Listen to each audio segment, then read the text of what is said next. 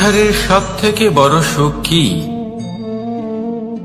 কেউ বলবেন নিজের লক্ষ্য প্রাপ্ত করা, কেউ বলবেন ধন উপার্জন করা, কেউ বলবেন নিদ্রাই সব থেকে বড় সুখ, কেউ বলবেন রাজ্য লাভ করা, আবার কেউ বলবেন মাতার হাত থেকে খাবার খাওয়া,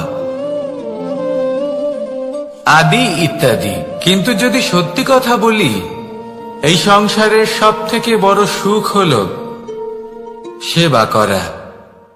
কখনো কাউকে সেবা করে দেখুন।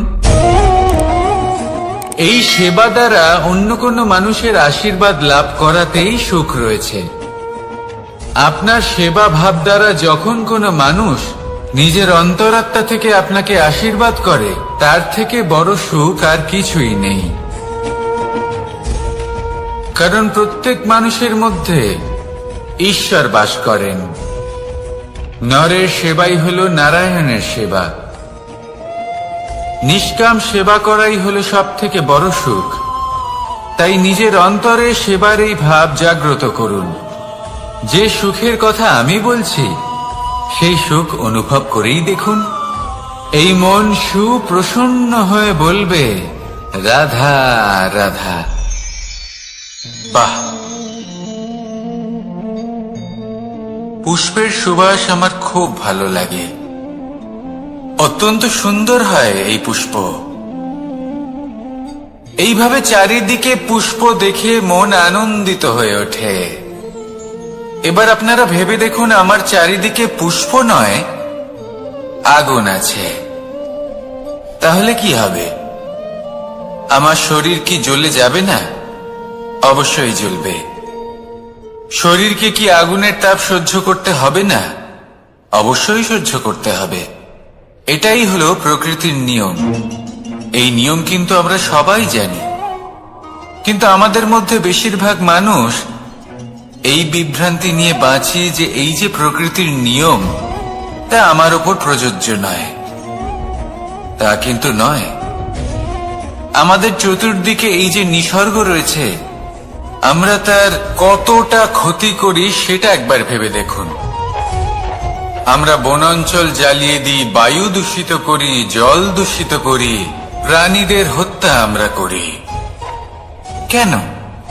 এই নিসর্গ আমরা নষ্ট করি, যদিও আমরা জানি যে আমরাও হলাম এই নিসর্গেরই অংশ। এবার দেখুন, শরীরের কোনো অংশে যদি আগুন ধরান, আস্তে আস্তে সমস্ত শরীরও জ্বলে যাবে। সেইভাবেই নিসর্গ যদি নষ্ট হয়ে যায়, তাহলে মনুষ্য জাতিও নষ্ট হয়ে যাবে। তাই এই যে নিসর্গ আপনি দেখছেন, এই পুষ্প, এই বৃক্ষ, বায়ু, জল, এদের সকলকে রক্ষা করুন, নষ্ট নয়। মনে রাখবেন, যদি নিসর্গ থাকে মানুষ থাকবে, যদি নিসর্গ থাকে তাহলেই জীবন থাকবে। আসুন আমার সাথে ভালোবেসে বলুন, রাধা রাধা। এই সংসারে সবাই বলেন, আমি অর্জুনের মতো হয়ে উঠতে চাই। সবাই চায় যে তারাও যেন অর্জুনের মতো গান্ডীব লাভ করে। তারাও চায় যে তাদেরকেও মহাদেব এসে পশুপতি অস্ত্র দান করবেন। তারাও এটাই চায় মহাভারতের মতো মহাসংগ্রামে বিজয়ী হতে। কিন্তু সবাই ভুলে যান যে অর্জুন যা হতে পেরেছিলেন, সবকিছুই অর্জন করেছিলেন। যদি আপনিও অর্জুনের মতো গান্ডীব লাভ করতে চান, তবে আপনাকেও তার মতোই শ্রেষ্ঠ কাঠ নির্বাচন করতে হবে। সেই কর্ম আপনাকেই করতে হবে। তার প্রত্যঞ্চা যাতে তীব্র হয়, তার জন্য আপনাকে সর্বশ্রেষ্ঠ দড়ি খুঁজে বের করতে হবে। আপনার বাণ যাতে ঘাতক হয়, সেই জন্য আপনাকে নতুন নতুন ধাতু খুঁজে বের করতে হবে। সেই শিক্ষা আপনাকে লাভ করতে হবে, তবেই আপনার ইচ্ছে পূর্ণ হবে। অর্জুন হওয়া বড়ই সরল, যদি আপনি কিভাবে অর্জন করতে হয় তা জানেন। শুধুমাত্র স্বপ্ন দেখেন যারা, তারা কখনোই অর্জন করতে পারবেন না। কিন্তু যদি কেউ অজ্ঞাতবাস ভোগ করতে পারে, যদি কেউ লাক্ষাগৃহ থেকে পালিয়ে বাঁচতে পারে, যদি কেউ কঠোর তপস্যা করতে পারে, প্রতীক্ষা করতে পারে এবং পরিশ্রম করতে পারে, তাহলে সে অর্জুন অবশ্যই হয়ে উঠবে।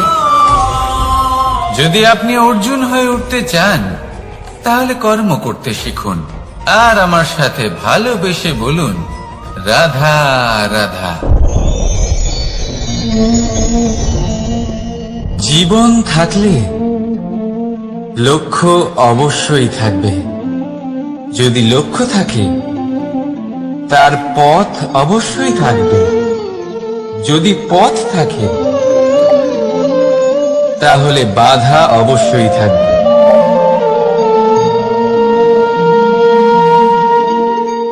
আর এর উপরেই নির্ভর করে যে আমরা জীবনে সফল হব না অসফল, পুরস্কারের ভাগীদার হব নাকি তিরস্কারের। মনে করুন আপনাকে একটা কাজ করতে হবে, আপনাকে পর্বত আরোহণ করতে হবে, আর সেই পথের ঢাল আপনাকে একাধিকবার ফেলে দেবে। পাথর আপনাকে একাধিকবার আহত করবে। এই অবস্থায় কি করবেন? সাধারণ মানুষ বেছে নেয় প্রতিশোধ। সেই পর্বতকে নষ্ট করে দেওয়ার চিন্তা ভাবনা করে, তার ভিতকে নড়িয়ে দেওয়ার কথা ভাবে সেই মানুষ। কিন্তু পর্বতকে তো কেউ নষ্ট করতে পারে না। তাই অসফল হওয়ার সাথে সাথে কুখ্যাতিরও ভাগীদার হয়ে যায় সে। দ্বিতীয় পথ হল পরিবর্তন। যদি আপনি সেই পর্বত ভাঙার পরিবর্তে তাতে সোপান তৈরি করেন, তাহলে আপনিও সেই পর্বতে উঠতে পারবেন, অন্য কেউও তাতে উঠতে পারবে, আগামী প্রজন্মও তাতে উঠতে পারবে। আর সেই আগামী প্রজন্ম সর্বদা আপনার সুনাম করবে। তাই জীবনে প্রতিশোধ নয়, পরিবর্তন বাছুন। বদলা নয়, বদল বেছে নিন। আপনার বাধা আপনার বন্ধু হয়ে যাবে। রাধা রাধা। সমস্ত মানুষের জীবন কিছুটা সমান হয়। মানুষ জন্মগ্রহণ করে, তারপর চলতে শেখে, জীবনে এগিয়ে চলে, বার্ধক্য লাভ করে, তারপর সমাপ্ত হয়ে যায়। কিন্তু সেই ব্যক্তিরা কারা যারা প্রকৃত অর্থে মনুষ্য জীবন যাপন করেন? এনারা হলেন সেই ব্যক্তি যারা পড়ে গেলেও আবার উঠে দাঁড়ানোর চেষ্টা করেন, নিজের ভেঙে পড়া অস্তিত্বকে আগলে নিয়ে আবার একটা আকার দেওয়ার চেষ্টা করেন, ভগ্ন আশাকে আবার একটা নতুন দিশা দেন। অসফল হওয়ার পরেও থামেন না, আবার এগোতে থাকেন। অসফল হওয়ার পরে যদি আপনি থেমে যান, তাহলে সাফল্য আপনার সামনে অপেক্ষা করে, কিন্তু আপনি তা দেখতে পান না। তাই জীবনের সংঘর্ষে অংশগ্রহণ করতে শিখুন। জীবনের সংঘর্ষ থেকে পালাবেন না। আসুন আমার সাথে ভালোবেসে বলুন, রাধা রাধা। একবার একটা শেয়াল বনে বিচরণ করছিল। ও একটা ছোট্ট শাবক দেখতে পেল। ও ভাবলো, আজ একেই আমি খাবার হিসেবে গ্রহণ করব। আশেপাশে দেখলো কেউ দেখছে না তো, কেউ ছিল না। আর সেই শাবকের উপর আক্রমণ করল, যা হলো একটা ঘোর অপরাধ। বনের নিয়ম অনুসারে আপনি কখনোই শাবকের উপর আক্রমণ করতে পারেন না। তারপর এই খবরটা যখন রাজা সিংহ জানতে পারলেন, সভার আয়োজন করলেন। কিন্তু সেখানে শেয়াল বলল, আমি তো এরকম কিছু করিনি। কিন্তু যদি আপনি এরকম বলেন, কোনো প্রমাণ দিন, এর কোনো সাক্ষী আছে? তখন রাজা সিংহ পেঁচাকে ডেকে পাঠালেন, যে সেই মুহূর্তে বৃক্ষের শাখার ওপর বসেছিল। সে সব কিছু দেখেছিল। পেঁচা সব সত্যি কথা বলল, আর শেয়ালকে মৃত্যুদণ্ড দেয়া হলো। এবার এই কাহিনী আমি আপনাকে কেন শোনালাম? কারণ মানুষও কখনো কখনো এরকম কর্ম করেন যা শিয়াল করেছে। এটা ভাবেন কেউ দেখছে না যখন আমি অনুচিত কর্ম করতেই পারি, কিন্তু না, আপনি যাই করুন না কেন কেউ না কেউ অবশ্যই তা দেখছে। কোনো ব্যক্তি না হলেও কোনো প্রাণী, না হলে কোনো যক্ষ বা দেব বা প্রেত। যদি এনারা কেউ না দেখেন, তাহলে ধরিত্রী মাতা দেখেন যেখানে দাঁড়িয়ে আপনি সেই কর্ম করছেন, তাই না? তাই একটা কথা সবসময় মনে রাখবেন, কে দেখছেন কে দেখছেন না সেই বিষয়ে ভাবা ছেড়ে দিন। এটা খুব সহজ কথা। আপনি যদি উচিত কর্ম করেন উচিত ফল পাবেন, যদি অনুচিত কর্ম করেন তাহলে আপনি অনুচিত ফল অবশ্যই পাবেন। সেই জন্য উচিত পথে চলতে থাকুন, উচিত কর্ম করতে থাকুন, আর আমার সাথে ভালোবেসে বলুন রাধা রাধা। আপনি কখনো কোনো বাজকে নিজের বাসা বানাতে দেখেছেন? এই বাজ যখনই কোনো বাসা বানায় তখন উঁচু গাছের ডালে বা কোনো পর্বতের শিখরে বাসা বানায়, অনেক উচ্চতায়, আর সেখানে তার সন্তানও জন্মগ্রহণ করে। যখন এই সন্তানেরা জন্মায় তখন এই বাজ খুবই ভালোবেসে এবং খুব সাবধানে এদের পালন পোষণ করে। নিজের ঠোঁট দিয়ে তাদের ঠোঁটে খাবার পরিবেশন করে। কিন্তু যেই সেই সন্তানেরা হৃষ্টপুষ্ট হয়ে যায় এবং সেই কথা বাজ নিজে বুঝতে পেরে যায়, সেই বাজ নিজেই সেই বাসা ছিন্ন ভিন্ন করে দেয়। সেই সন্তান যাদের সবেমাত্র ডানা গজিয়েছে, কিভাবে উঠতে হয় তারা জানে না, সেই সন্তানগুলিকে উচ্চতা থেকে ঠেলে দেয়। সেই সন্তান প্রথমে ভয়ভীত হয়ে যায়। তারা সামনে মৃত্যুকে দেখতে পেয়ে ভয়ের কারণে তাদের ডানা ঝাপটাতে থাকে, আর সেই প্রক্রিয়াতেই সেই সন্তানগুলি উড়তে শুরু করে দেয়। এবার এই ঘটনায় আমরা কি শিক্ষা পেতে পারি? এটাই, যদি আপনি মাতা পিতা হন তাহলে নিজের সন্তানকে অবশ্যই স্নেহ করুন, কিন্তু তাদেরকে নিজের আঁচলের তলায় বেঁধে রাখবেন না। যদি আপনি চান আপনার সন্তান জীবনে উন্নতি করুক, তাহলে নিজের মুঠো থেকে তাদের স্বতন্ত্র করে দিন, এই সংসারে সংঘর্ষ করতে দিন। সেই সন্তান নিজেই বুঝতে পারবে যে জন্মের সময় পাওয়া ডানা কি করে ব্যবহার করতে হয়। আর আপনার চোখের সামনে আপনার সন্তান এই আকাশে উড়তে থাকবে। তাহলে আসুন আমার সাথে ভালোবেসে বলুন রাধা রাধা। সংসারে সবচেয়ে পবিত্র মানা হয় গঙ্গা জলকে। কখনো ভেবে দেখেছেন কেন? কারণ গঙ্গা জলের আবির্ভাব অত্যন্ত শুদ্ধ হয়, তার জন্ম শুদ্ধ হয়, যেখান থেকে তার শুরু সেটাই শুদ্ধ হয়। আর শুরুটা শুদ্ধ হওয়া অত্যন্ত আবশ্যক।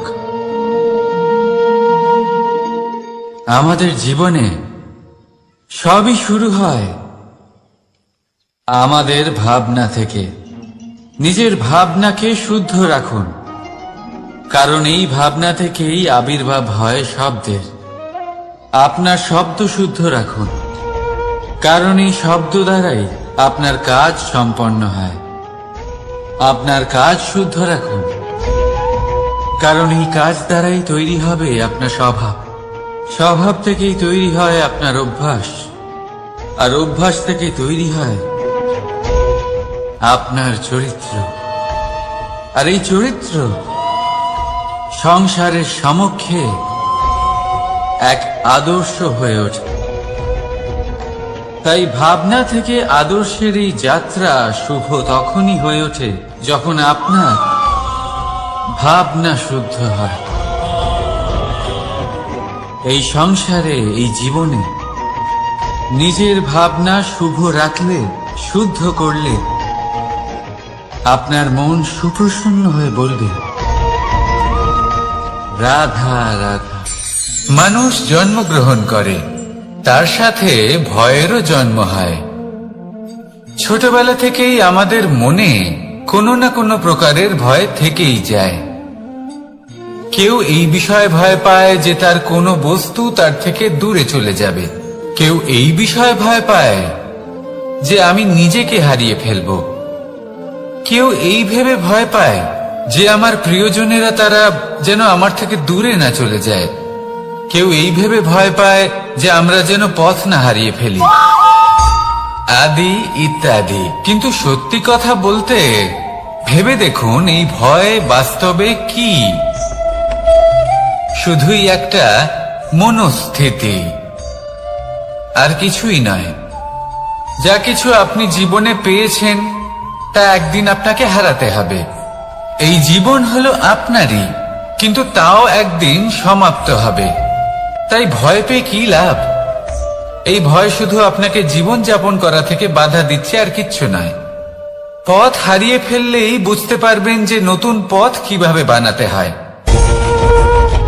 কিছু মানুষকে জীবন থেকে হারালে তবেই আপনি বুঝবেন যে আপনার আপনজনকে। এই ভয়ের কারণে ভীত হয়ে থাকবেন না। এই তারা নক্ষত্র অন্ধকারের অভাবে গুরুত্ব হারায়। শিবকেও মহাদেব হবার জন্য বিষ পান করতে হয়েছিল। প্রত্যেক পরিস্থিতি, প্রত্যেক সাফল্য আপনার পরীক্ষা নেবে। তাতে উত্তীর্ণ হওয়া হলো আপনার কর্ম।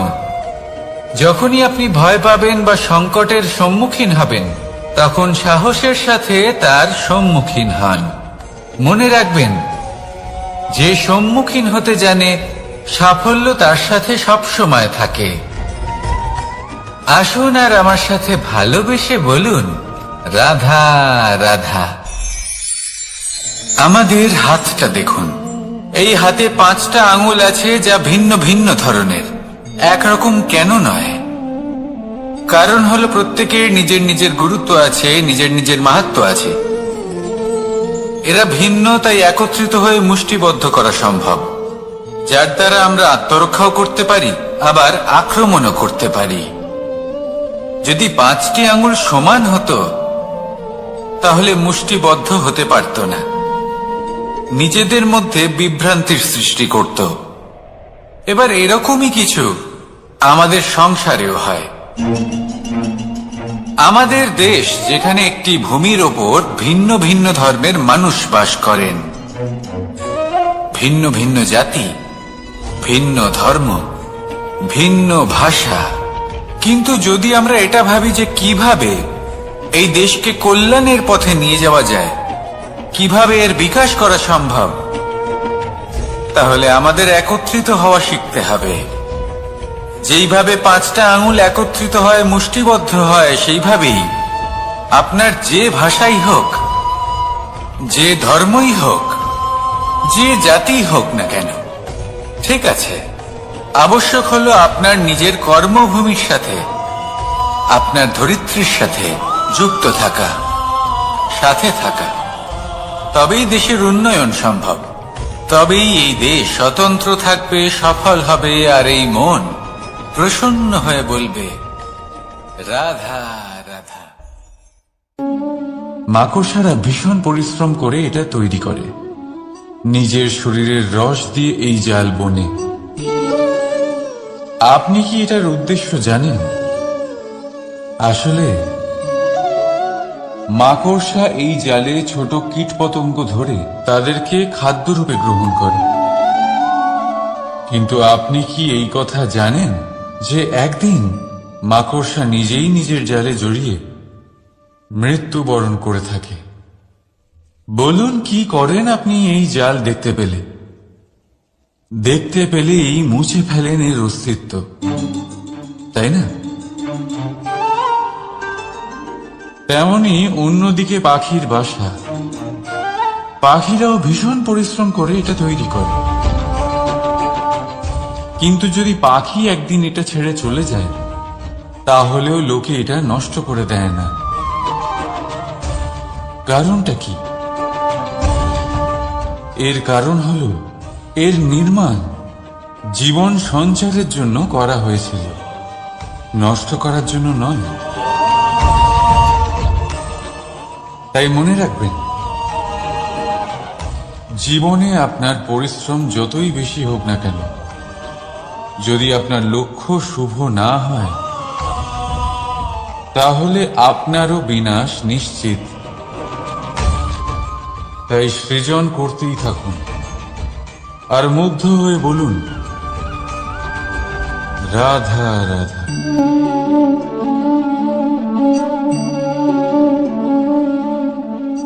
আপনার কি মনে হয় আমি কি করছি? আপনি বলবেন আমি প্রদীপ জ্বালাচ্ছি।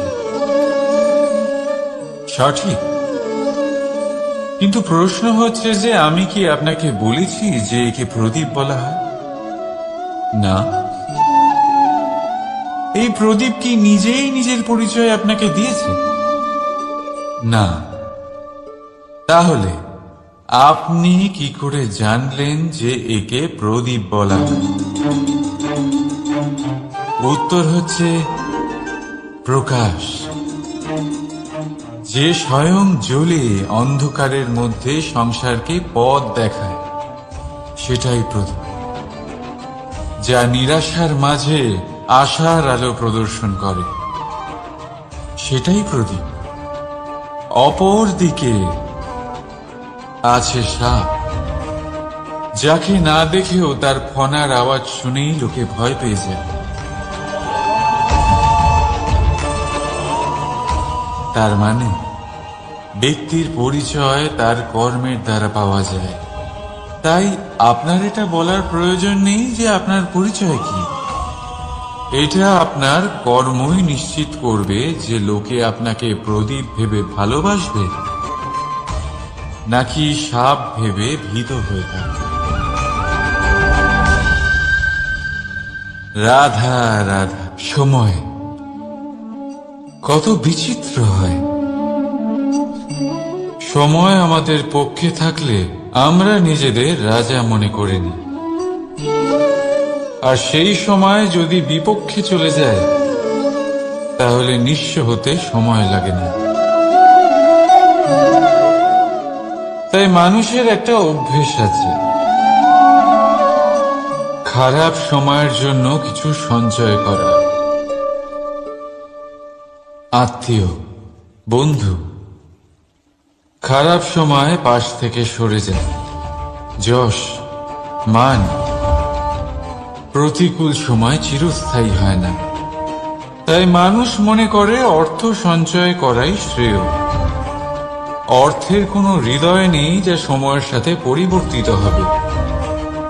সংসার বলে সর্বদা অর্থ সঞ্চয় করতে থাকুন।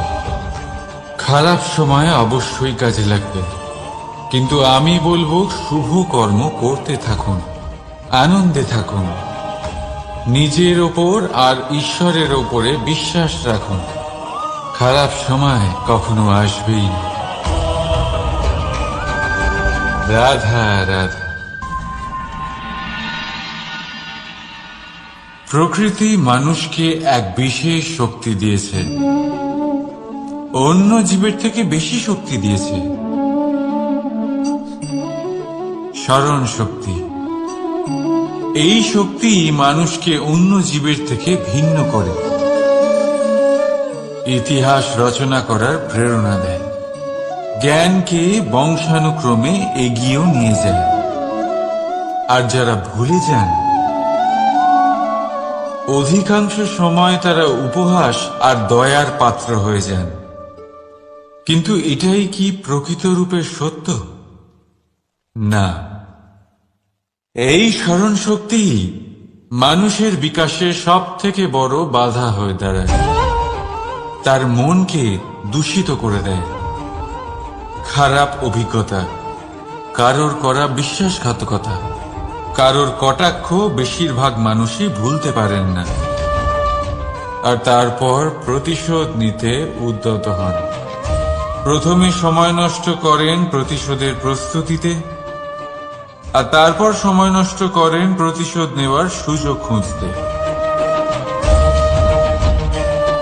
যদি সন্তুষ্টি পেতে চান, যদি জীবনে আনন্দ পেতে চান, তাহলে স্মরণ শক্তির সদ্ব্যবহার করুন।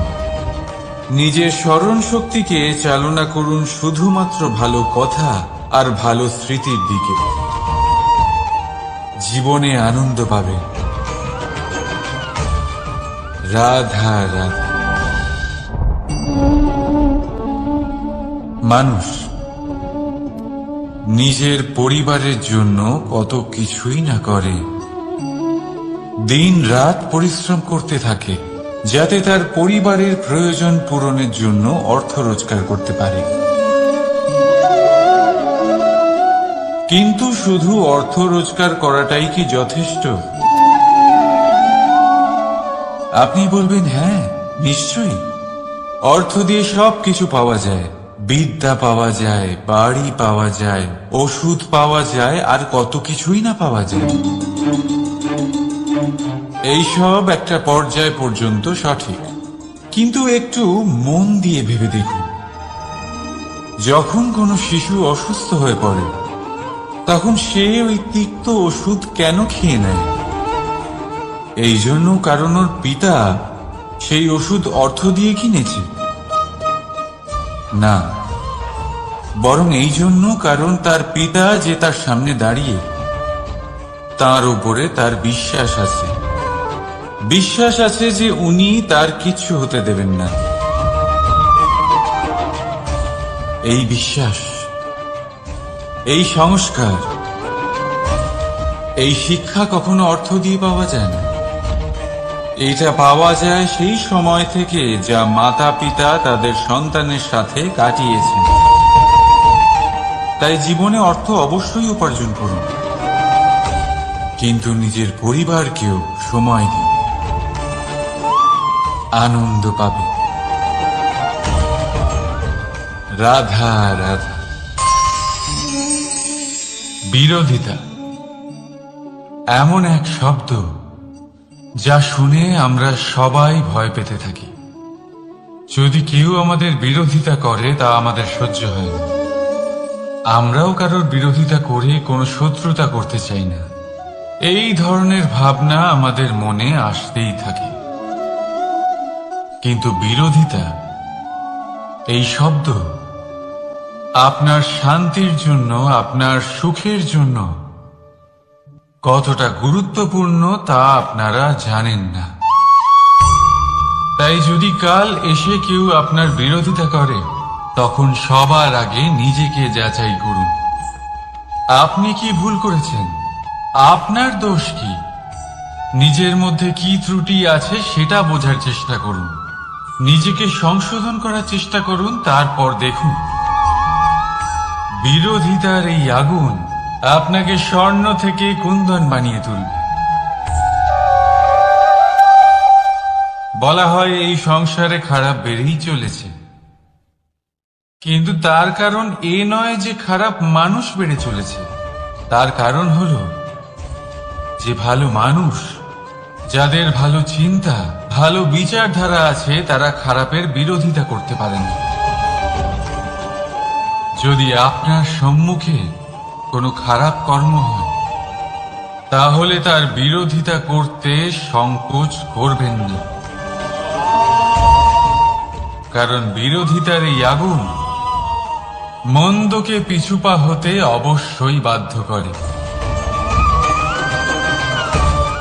রাধা রাধা। বিশ্বাস,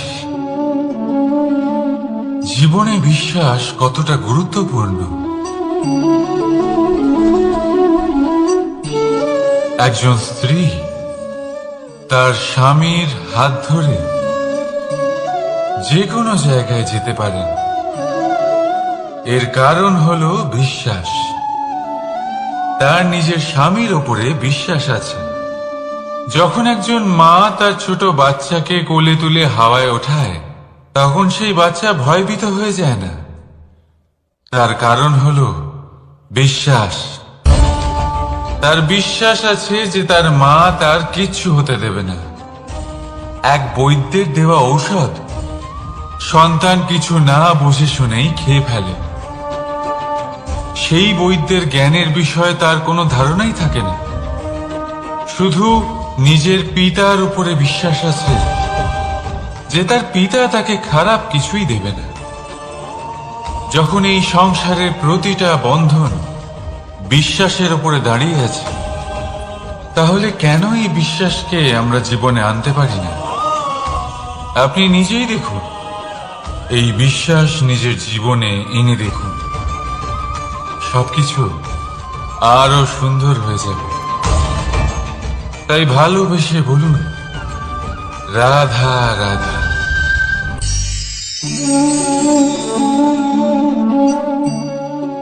অহংকার, এই শব্দটা সবাই শুনেছেন। বহু মানুষকে আপনি এটা বলতে শুনেছেন যে ওই ব্যক্তির অহংকার আছে, ওই মানুষটির ক্ষমতার অহংকার আছে, ওই ব্যক্তির নিজের রূপ নিয়ে অহংকার আছে, ওই ব্যক্তির নিজের অর্থের অহংকার আছে, ইত্যাদি ইত্যাদি। কিন্তু এই অহংকার, এর অস্তিত্ব হয় কি করে? এবারে একবার এই হাতটা দেখুন। যদি এই হাতের 5 আঙ্গুল উঠে দাঁড়ায়, আশীর্বাদ। আর যদি এই হাতের 5টা আঙ্গুল একসাথে মুঠো হয়ে যায়, শক্তি, সংকটের বিরুদ্ধে ঢাল। কিন্তু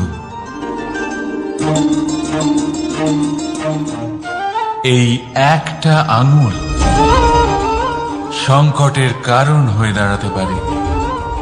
এই একটা আঙুল শত্রুকে আহ্বান জানায়। এবার অহংকার বলে এই শব্দটাই দেখিনি। আমাদের থেকে আলাদা হয়ে গেলে হয় অহং। অহং অর্থাৎ ব্যক্তির মনে হয় যে সে আপনদের থেকে, নিজের বন্ধুদের এবং সঙ্গীদের থেকে, নিজের পরিবারের থেকে অনেক উপরে, অনেক শ্রেষ্ঠতর সে। কিন্তু মনে রাখবেন, এই অহংকার কোন ব্যক্তির অস্তিত্বের বিনাশের প্রথম ধাপ। তাই ঝেড়ে ফেলে দিন এই অহংকারকে, আর বিশ্বাস করুন আমাদের ওপর, কারণ তখনই আপনি শান্তি পাবেন। আর সেই শান্তির সাথে বলে উঠবেন, রাধা রাধা।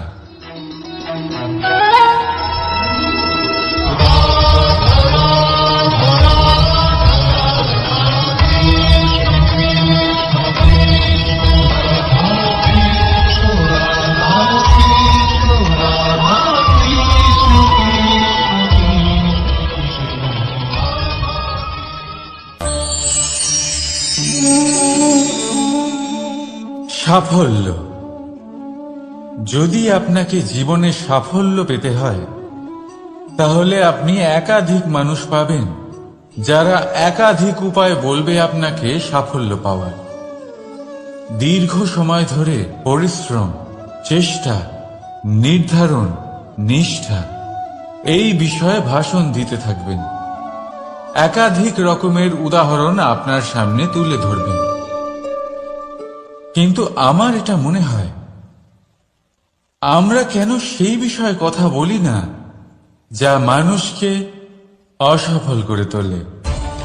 শুধু দুটো ব্যাপার অসফল হওয়া নিশ্চিত করে। শুধু 2 ধরনের মানুষ বেশিরভাগ অসফল হন। প্রথম তারা যারা ভাবে অনেক কিছু কিন্তু কিছুই করে না। আর দ্বিতীয় তারা যারা অনেক কিছু করতে থাকে কিন্তু ভাবনা চিন্তা না করে। ভাবনা আর কর্ম, এদের মাঝে সামঞ্জস্য রাখা খুব জরুরি। যদি এটা থাকে, তাহলে জীবনে কখনো অসফল হবেন না। রাধা রাধা। আপনি অনেককে এই কথা নিশ্চয়ই বলতে শুনেছেন, এই ব্যক্তির দৃষ্টিতে দম্ভ আছে, এই ব্যক্তির চোখের উপর অহংকারের পর্দা পড়ে আছে, ইত্যাদি ইত্যাদি। চলুন আমি আপনাকে একটা প্রশ্ন করছি। আপনি দেখেন কি দিয়ে? দৃষ্টি দিয়ে নাকি দৃষ্টিভঙ্গির সাহায্যে? ভাবুন। চিন্তায় পড়ে গেলেন নিশ্চয়ই। দৃষ্টি যে কোনো বস্তুর বা যে কোনো মানুষের শুধু বাইরের রূপটা দেখায়, যেখানে দৃষ্টিভঙ্গি আপনাকে সোজা আসল পরিচয়ের সাথে সাক্ষাৎ করে। উদাহরণ হিসেবে চন্দ্র। চন্দ্র আমরা সবাই দেখেছি। বহু মানুষ আছেন যাদের চন্দ্র অত্যন্ত সুন্দর লাগে। আবার কিছু মানুষ এমনও আছেন যারা এই চন্দ্রের মধ্যেই দাগ খুঁজে বার করেন। এই হলো দৃষ্টিভঙ্গি।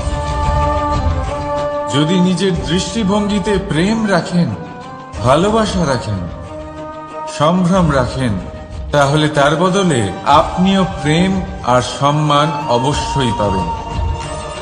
এবারে দেখুন, যে জল দিয়ে ঈশ্বরের মূর্তি ধোয়া হয় তাকে চরণামৃত বলা হয়। এটার কারণ দৃষ্টিভঙ্গি। এখন আপনি পাথরকে ভগবান ভেবে পুজো করবেন, নাকি ভগবানকে পাথর ভেবে পরিত্যাগ করবেন? সিদ্ধান্ত আপনার, কিন্তু এই সিদ্ধান্ত নির্ভর করে আপনার দৃষ্টিভঙ্গির ওপর। তাই নিজের দৃষ্টিভঙ্গি শুভ রাখুন, নিজের দৃষ্টিভঙ্গিতে ভালোবাসা রাখুন, আর আনন্দে বলুন রাধা রাধা। বড় বড় রাজমহলের বড় বড় ইমারতের চূড়া কত সুন্দর হয়, কিন্তু আপনি কি কখনো এই বিষয়ে ভেবেছেন যে এই সুন্দর চূড়ায় পৌঁছতে গেলে আপনাকে পৃথিবীতে পা ফেলতেই হবে? সেই সুন্দর চূড়ায় পৌঁছে দীপ্তি পাওয়ার জন্য আপনাকে একটা কঠিন পথ অবলম্বন করতেই হবে। যদি আপনি কোনো কঠিন পথে না গিয়ে এই পৃথিবীর সাহায্য ছাড়াই শুধু উচ্চতার দিকে অগ্রসর হতে থাকেন, তাহলে সর্বদা অসফল হবেন। সেই জন্য নিজের স্বপ্ন পূরণের এই যাত্রাতে নিজের পথ কখনোই হারাবেন না, নিজের পথ থেকে সরবেন না। যদি এমন করেন তাহলে তো আপনার স্বপ্ন পূরণ হবেই না, তার সাথে আপনি নিজের পথও হারাবেন। রাধা রাধা। কৌতুক অর্থাৎ হাসি, এটা জীবনে কতটা গুরুত্বপূর্ণ। আমরা সর্বদাই হাসতে চাই, আমরা সর্বদা অন্যের মুখে এই হাসি দেখতে চাই। কিন্তু এই কৌতুক অনেক প্রকারের হয়। আর এই কৌতুকের ভিত্তি কি, সেটাও খুব গুরুত্বপূর্ণ। কৌতুক কেবল তখনই পাবেন যখন তা শুদ্ধ মন থেকে আসবে। কৌতুক তখনই পাবেন যখন তার সামনের জনকেও হাসিয়ে তার কষ্ট হরণ করবে। এবারে যদি কৌতুক হিংসার থেকে বেরোয়, তখন তা কটাক্ষ হয়ে যায়, সামনের মানুষের মনে আঘাত করে। তারপরে সে তৈরি থাকে যে কখন আপনার উপরে আবার প্রহার করতে পারবে। তাই যদি হাস্য কাউকে ছোট করার জন্য হয়, তা হাস্য নয়, উপহাস হয়ে যায়। আর তা সামনের জনকে আনন্দ নয়, শুধু অপমান দেবে। আর অপমানিত ব্যক্তির মন তিক্ত হয়ে থাকে। তাই মনে রাখবেন যে এই কৌতুক যেন কৌতুকই থাকে, তা উপহাস বা কটাক্ষ না হয়ে যায়। রাধা রাধা।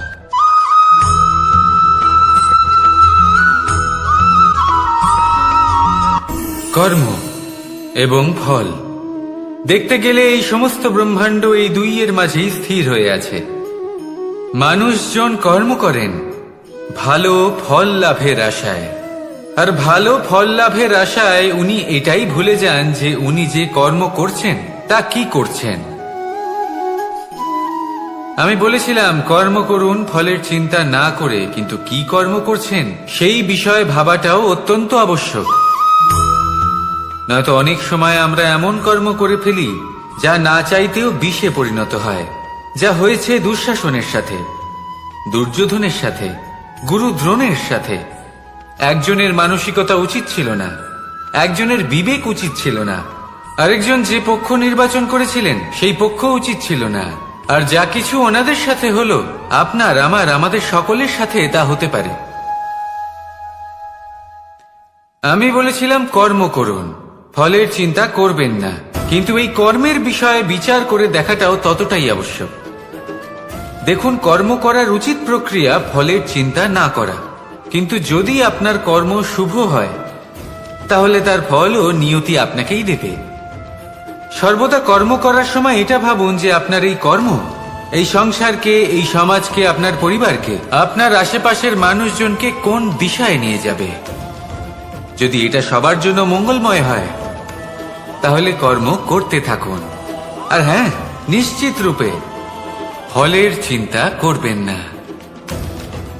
আসুন আমার সাথে ভালোবেসে বলুন রাধা রাধা।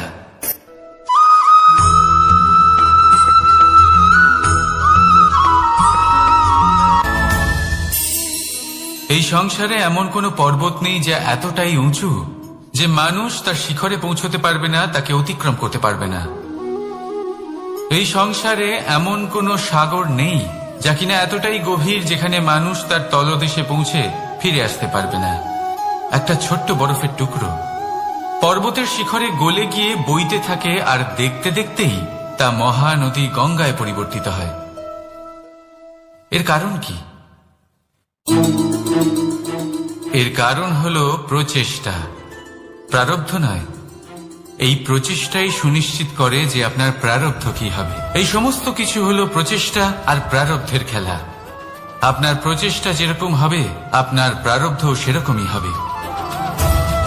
আর আপনার প্রচেষ্টা যদি উচ্চ মানের হয় তাহলে প্রারব্ধকে আপনার সামনে নত হতেই হবে। কি বলেন? তাহলে আসুন আমার সাথে ভালোবেসে বলুন রাধা রাধা। অনেক সময় মানুষ অতীতকে দেখেন আর তখন অহংবোধে পরিপূর্ণ হয়ে ওঠেন। কখনো বর্তমানের দিকে তাকান, ভবিষ্যতের দিকে তাকান আর পরিতৃপ্তিতে ভরে ওঠেন। কেন বুঝতে পারেন না একটা সহজ কথা? এই যে সৃষ্টি, এই সৃষ্টি হলো একটা বড় চক্র যা বারংবার আপনার কাছে ফিরে আসবেই। কঠিন থেকে কঠিনতর পরীক্ষায় আপনাকে নিযুক্ত করবে যাতে আপনাকে উত্তীর্ণ হতেই হবে। যা কাল ছিল তা আজ নেই, এটা সবাই জানেন। যা আজ আছে তা হয়তো কাল থাকবে না, এটাও আপনাকে মেনে নিতে হবে, তাও আবার হাসি মুখে। শান্ত থাকতে শিখুন আর কখনোই মনের মধ্যে অহংকার উৎপন্ন হতে দেবেন না। হতে শিখুন সেই হিমবাহের মতো। হয়তো এই জন্যই এত শীতল থাকে কারণ ও জানে গতকালও জল রূপে ছিল, আজ বরফ রূপে হয়তো আছে, কিন্তু কাল পুনরায় সে জলেই পরিণত হবে। নিজেকে শান্ত রাখুন। হয়তো আজ আপনি সাফল্যের শিখরে আছেন, হয়তো বা নেই। আপনাকে প্রত্যেক দিন অবশ্যই দেখতে হবে। শুধু নিরন্তর প্রচেষ্টা করতে থাকুন, প্রত্যেক পরিস্থিতির জন্য তৈরি থাকুন, আর একে ভারসাম্যে রাখতে শিখুন। আপনার কাল হোক, আজ হোক বা আগামীকাল, আপনার ভালো দিন হোক বা খারাপ দিন, সব পবিত্র হয়ে যাবে। তাহলে আসুন আর আমার সাথে ভালোবেসে বলুন রাধা রাধা।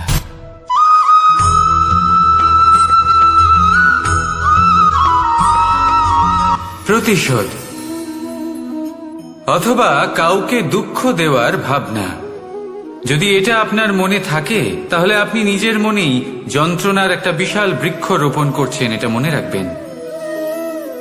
কারণ কাউকে দুঃখ দেবার এই ভাবনা, এটা হলো সেই বীজ যা আপনার মনেই পতিত হবে, আপনার মনেই অঙ্কুরিত হবে, আর আপনার মনেই একটা বিশাল বৃক্ষরূপে বেড়ে উঠবে। জীবন আপনার, কর্ম আপনার, কাউকে দুঃখ দেবার ভাবনা আপনার ছিল, এই বৃক্ষ হলো আপনার, তাই এর ফলও আপনিই পাবেন, যা গ্রহণও আপনাকেই করতে হবে। মনে রাখবেন, যে মানুষ এটা ভাবে যে আমি ওকে দুঃখ দেব, ওকে কষ্ট দিতে চাই আমি, সেই মানুষই দুঃখ আর কষ্ট পেয়ে থাকে। যদি সেই জায়গায় আপনি এটা ভাবেন যে আমি কাউকে সুখী করে তুলতে চাই, কাউকে সুখ প্রদান করতে চাই, তাহলে তারও বীজ আপনার মনেই রোপণ হবে, বৃক্ষে পরিণত হবে, যার ফলও আপনিই পাবেন। এখানে বিষয়টা হলো শুধু মানসিকতার চিন্তা, যা সত্য হয়ে আপনার সামনে আসে। তাহলে এই মানসিকতা শুভ করুন, সবার জন্য মঙ্গল কামনা করুন। অন্যের মনে আপনার জন্য ভালো চিন্তা থাকুক বা না থাকুক, আপনি সবার জন্য শুভ চিন্তা করে কর্ম করতে থাকুন, তাহলে আপনার সাথেও ভালোই হবে। তাহলে আসুন আর আমার সাথে ভালোবেসে বলুন, রাধা রাধা।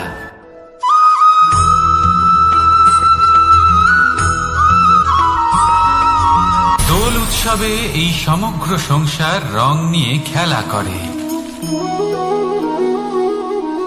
কিন্তু এই রঙের সারমর্ম এই সংসার কি জানে? কখনো দেখেছেন একটা চিন্তিত মুখ শুধুমাত্র রঙের স্পর্শ পেয়ে আনন্দিত হয়ে ওঠে? দোলে আমরা কি করি? পুরাতনকে ত্যাগ করি আর নতুনকে স্বাগত জানাই। শিশিরকে বিদায় জানিয়ে এক সুন্দর, এক নতুন ঋতুকে আগমন জানাই। দুশ্চিন্তা দূর করে আসার নতুন রঙে রঙিন হয়ে ওঠা, নিজেকে আনন্দিত করা, এটাই তো হলো দোল। এবার দোলের একটা ব্যাপার আছে, দুটো রঙে একসাথে রঙিন হওয়া যায় না, একটা রং উঠলে তবেই আরেকটা রং লাগা সম্ভব। আরো একটা প্রশ্নও রয়েছে, কোন রংকে তুলে দিয়ে কোন রং মাখানো যেতে পারে? যদি আপনাকে উদাহরণ দিই, লোভের এই রং, তা যতক্ষণ লেগে থাকবে আনন্দের রং লাগতে পারবে না, যা হয়েছিল দ্বারকাবাসী এবং সামন্তক মণির মধ্যে। ভ্রান্তির রং যতক্ষণ লেগে থাকবে সত্যের রং লাগতে পারবে না, যা হয়েছে রুক্মিণীর সাথে। আর হিংসার এই রং যতক্ষণ লেগে থাকবে প্রেমের রং ততক্ষণ লাগতেই পারবে না, যা হয় আপনার আমার সবার সাথে। তাহলে আসুন একসাথে মিলে দোল পালন করি এবং সবকিছুর উপরে বিজয় লাভ করি। অন্ধকারের স্থানে আলো, ভ্রান্তির স্থানে সত্যের, হিংসার স্থানে প্রেমের, আর লোভের স্থানে আনন্দের এই সুন্দর রং মাখাই। শত্রুতা, ঘৃণা, হিংসা, এই সব কিছু ত্যাগ করি আর সকলের সখা হয়ে উঠি, আর ভালোবেসে বলি শুভ দোল। হ্যাঁ, ওটা তো আমরা অবশ্যই বলবো, রাধা রাধা।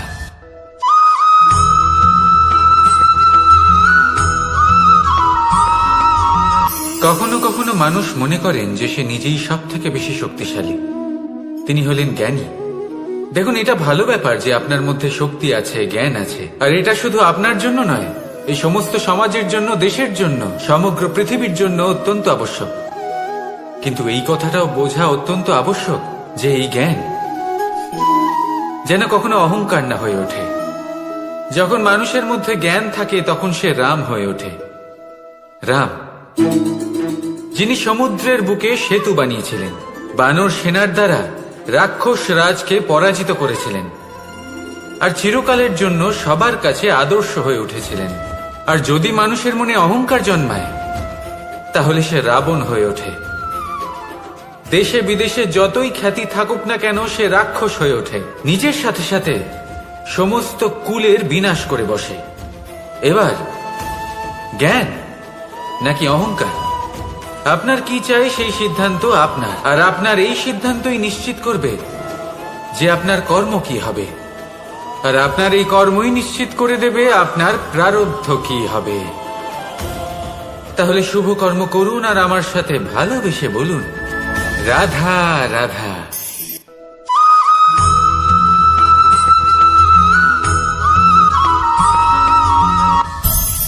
সংসারে অনেক সময় এরকম হয় যে আমরা খুব সমস্যায় থাকি, খুব বিপদের মধ্যে থাকি। আর সেই সমস্ত মানুষ যারা আমাদের কাছের মানুষ, আমাদের আপনজন, তারা আমাদের ত্যাগ করে চলে যান। আমরা এই সময় দুঃখ পাই, নিরাশ হয়ে পড়ি এবং একা একাই সেই সমস্যাকেও কাটিয়ে উঠি। এবার পরিস্থিতি যেমন খুশি হোক না কেন, সেই সব মানুষ যারা এমন সময় আপনাকে ত্যাগ করেছেন তাদের প্রতি ক্রুদ্ধ হওয়া, অভিমান করা, এটা অনুচিত। আমি বলবো তাদের প্রতি কৃতজ্ঞ থাকুন। আমি বলবো তাদের ধন্যবাদ জানান যে তারা এমন সময় আপনার সঙ্গ ত্যাগ করেছেন যখন আপনার তাদের সব থেকে বেশি প্রয়োজন ছিল। কারণ দেখুন, হয় তাদের বিশ্বাস ছিল যে আপনি নিজেই এই বিপদ থেকে বেরিয়ে আসতে পারবেন, বা তাদের ত্যাগ করার জন্য আপনি নিজের উৎসাহ বাড়িয়ে তুললেন, আপনি নিজের শক্তি বাড়ালেন এবং নিজে সেই সমস্যা থেকে বেরিয়ে আসলেন। নিজের খারাপ সময়কে আপনি নিজেই ভালো সময় করে তুললেন। শেষ পর্যন্ত আপনি আরো শক্তিশালী হয়ে উঠলেন, আরো শ্রেষ্ঠ হয়ে উঠলেন। আর এটাই তো আপনার বিজয়, যার কারণ হলো তাদের আপনাকে ত্যাগ করা। তাহলে তাদের ধন্যবাদ জানান আর আমার সাথে ভালোবেসে বলুন, রাধা রাধা।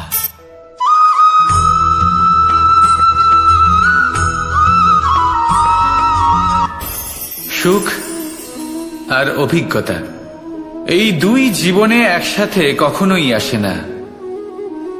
মনে রাখবেন, যেখানে সুখ থাকে সেখানে অভিজ্ঞতা থাকে না। আর যখন এই সুখ আমাদের জীবন থেকে দূরে চলে যায়, তখন আমাদের জীবনে আসে এই অভিজ্ঞতা। পরমাত্মা, প্রকৃতি, নিয়তি এই অভিজ্ঞতাকে আমাদের জীবনে পাঠান যাতে আমরা একটা অত্যন্ত গুরুত্বপূর্ণ শিক্ষা, একটা জ্ঞান প্রাপ্ত করতে পারি। এই অভিজ্ঞতা আমাদের শেখায় যে অতীতে এমন কি হয়েছিল যা আমাদের করা উচিত হয়নি। আমাদের শেখায় ভবিষ্যতে এমন কি আছে যা আমাদের করা উচিত আর কি করা উচিত নয়। দেখতে গেলে এই অভিজ্ঞতা আমাদের সেই শিক্ষা দেয় যার জন্য আমরা সুখের দিকে উচিতভাবে অগ্রসর হতে পারি। সেই জন্য জীবনে যখনই দুঃখ আসবে, দুঃখের এই সময় আসবে, তখন হতাশ হবেন না। বোঝার চেষ্টা করুন এই পরিস্থিতি কেন এসেছে, কি শিক্ষা দিতে এসেছে। যদি আপনি সেই জ্ঞান লাভ করেন, সুখের পথে অগ্রসর হন, তাও উচিত রূপে, তাহলে এই অভিজ্ঞতার উদ্দেশ্য পূরণ হয়ে যায়। তাহলে আসুন আর আমার সাথে ভালোবেসে বলুন, রাধা রাধা।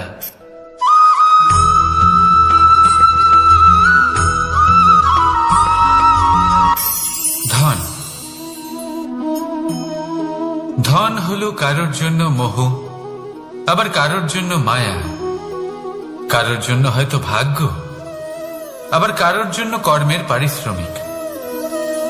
দেখতে গেলে এই ধন হয়তো সবার জন্যই অত্যন্ত প্রয়োজনীয় হয়ে থাকে। সেই জন্যই তো মানুষ নিজের সমস্ত জীবন অতিবাহিত করেন এই ধন অর্জন করার জন্য। অনেক মানুষ এমনও হয় যাদের সমস্ত জীবন এই ধন অর্জন করতেই কেটে যায়। প্রত্যেক মানুষই চেষ্টা করেন যেন তিনি ধনী হন, যত সম্ভব বেশি ধন অর্জন করতে পারেন, সম্পন্ন থাকতে পারেন। আর তা হবে নাই বা কেন? কারণ এটাই হলো এমন এক বস্তু যা আদান প্রদান এমন নানান কাজে আসে। চেষ্টা তো সব মানুষই করেন, ধন অর্জন সব মানুষ করতে পারেন না। কারণ হলো এটাই যে মানুষ ভাবেন যে তার কাছে কিছু ধন এলে তারপর তিনি কিছু করে দেখাবেন। আর ধন ভাবে যদি এই মানুষ কিছু করে দেখান তাহলে আমি তার কাছে আসব। সেই জন্য কিছু করে দেখান, এমন শ্রেষ্ঠ কাজ করে দেখান যাতে ধন নিজেই আপনার কাছে ছুটে আসে। যদি আপনি ধন লাভের আশায় ছোটেন তাহলে আপনি নিজের সন্তোষ ভাব হারিয়ে ফেলবেন। কিন্তু এই সম্পত্তি যদি আপনার কাছে ছুটে আসে তাহলে আপনাকে মহান বলা হবে। সেই জন্য কাজ করুন, শ্রেষ্ঠ কাজ করে দেখান। দেখবেন এই ধন ফলস্বরূপ আপনার কাছে আসবেই আসবে। তাহলে আসুন আমার সাথে ভালোবেসে বলুন, রাধা রাধা।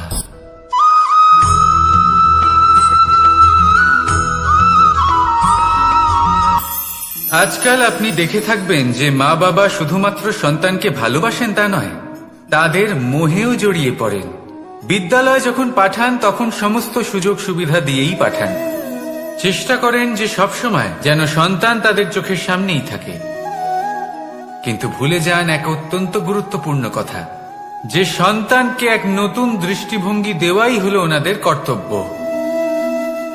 সেই জন্য পুরাতন কালে শিষ্যদের গুরুকুলে পাঠানো হতো, বাড়ির থেকে দূরে। কারণ বাড়ি ছেড়ে যাওয়া এক সন্তানের জন্য, এক শিষ্যের জন্য অত্যন্ত শুভ লক্ষণ হয়।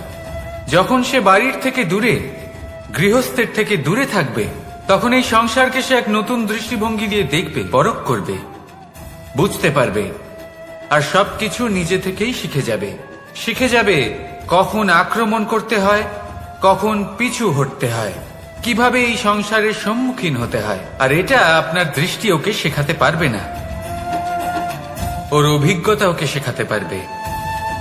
তাই মনে রাখবেন, যদি আপনি চান যে আপনার সন্তানের বিকাশ হোক, তাহলে অনেক সময় ওকে নিজের থেকে দূরে নিয়ে যেতে হয়। যদি মোহে আবদ্ধ থাকেন তাহলে ওর বিকাশ কখনোই হবে না। তাহলে আসুন আমার সাথে ভালোবেসে বলুন, রাধা রাধা।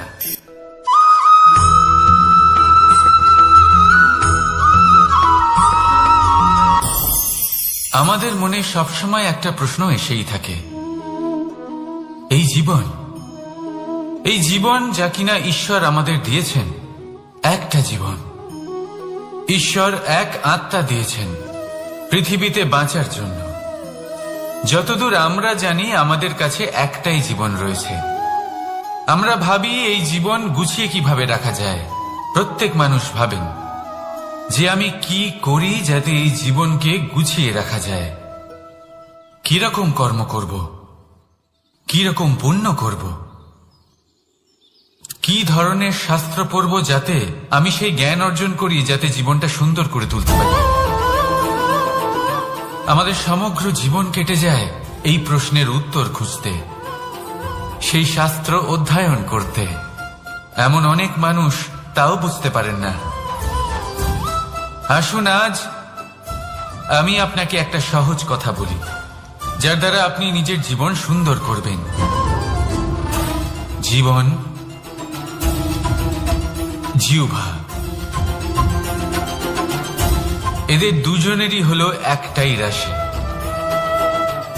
জিহ্বা অর্থাৎ আপনার কথা, এই কথাকে সংযত রাখুন, একে সুন্দর করে তুলুন, মধুর কথা বলুন, যতটা সম্ভব একে নিয়ন্ত্রণে রাখুন।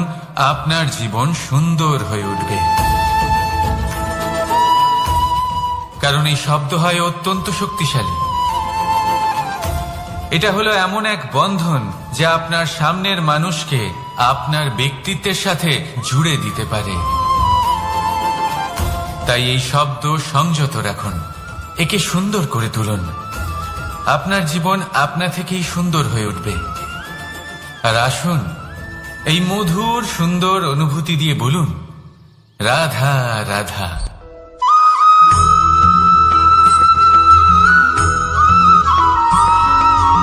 সমস্যা, কঠিন সময়, সংকট, বিপদ কার জীবনে নেই? প্রত্যেকের জীবনে আছে। কিন্তু আমাকে একটা কথা বলুন, যদি নৌকায় ঢেউকে ভয় পেতে শুরু করে তাহলে সাগর পার করবে কে?